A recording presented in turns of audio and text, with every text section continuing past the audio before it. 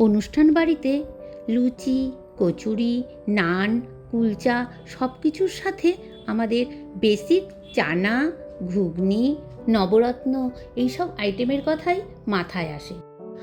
আর আমিষের মধ্যে আসে বিভিন্ন মাংসের রেসিপি। আর যারা নিরামিষ খায় তাদের কথা ভেবেই আজকে আমি এই রেসিপি নিয়ে চলে এসেছি। রেসিপিটির নাম হলো পনির স্টাফ পটেটো। এখানে আমি মাঝারি সাইজের বেশ কয়েকটা আলু খোলা ছাড়িয়ে চামচের মাধ্যমে আলুর ভেতরের খানিকটা অংশ কুড়িয়ে বার করে নেব, যাতে পুর ঢোকাবার মতো জায়গা থাকে। ঠিক এইভাবে প্রত্যেকটা আলু আমি তৈরি করে রেখেছি। অন্যদিকে শিলনোড়াতে কাজু, পোস্ত আর চারমগজ আমি বেটে নেব। এবার কড়াতে সাদা তেল গরম হওয়ার সাথে সাথে কুড়োনো যে আলুগুলো ছিল সেই আলুগুলো ঢাকা দিয়ে আমি ভাজতে বসিয়ে দিলাম।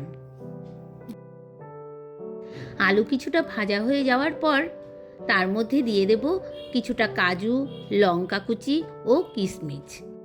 আর তার সাথে সাথে দিয়ে দেব পরিমাণ মতো হলুদ, লবণ, চিনি, ধনে ও জিরের গুঁড়ো আর কাঁচা লঙ্কা বাটা।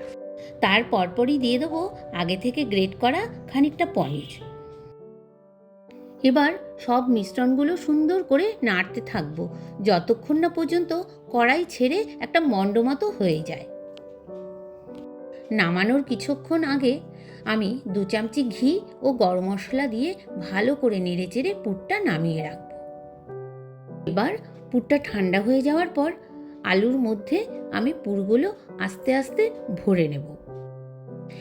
এরকম আরও নতুনত্ব রেসিপি জানতে হলে তোমরা আমার ইউটিউব এবং ইনস্টাগ্রাম আইডির হাঁড়ির গপ্প চ্যানেলটিকে ফলো করো।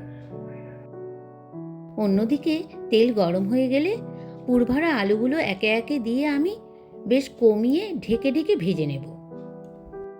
ঘরোয়া উপকরণ দিয়ে এই রেসিপিটি তোমরা অবশ্যই বানিয়ে দেখো, খুব সুন্দর আর খুব সহজেই হয়ে যায়। দেখো বন্ধুরা, কথা বলতে বলতে আমার আলুগুলো ভাজাও হয়ে গেছে। এবার আলুগুলো আমি তুলে নিচ্ছি। ওই তেলের মধ্যেই দিয়ে দেবো গরম মশলা। গরম মশলা যখন সুন্দর গন্ধ বেরোবে তখন তার সাথে সাথে দিয়ে দেবো আমি কাজু, চারমগজ আর পোস্ত বাটা।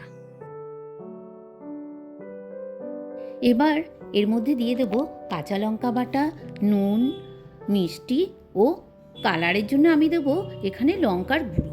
লঙ্কার গুঁড়ো দিচ্ছি কারণ এই রান্নায় আমি হলুদ ব্যবহার করছি না। মশলাটা একটু নাড়াচাড়া করে তার মধ্যে দিয়ে দেবো সামান্য জল।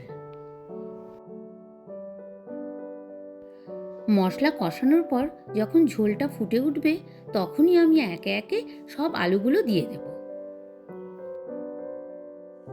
15 মিনিট পর আমি দেখছি ঝোলটা বেশ ভালো করে ফুটছে। এবার আমি কাসুরি মেথি খানিকটা হাতে ডলে ছড়িয়ে ভালো করে নাড়াচাড়া করে আমি গ্যাস বন্ধ করে নামিয়ে নিলাম। এইভাবে আপনারাও তৈরি করে ফেলুন বাড়িতে বসে পনির স্টাফ পটেটো।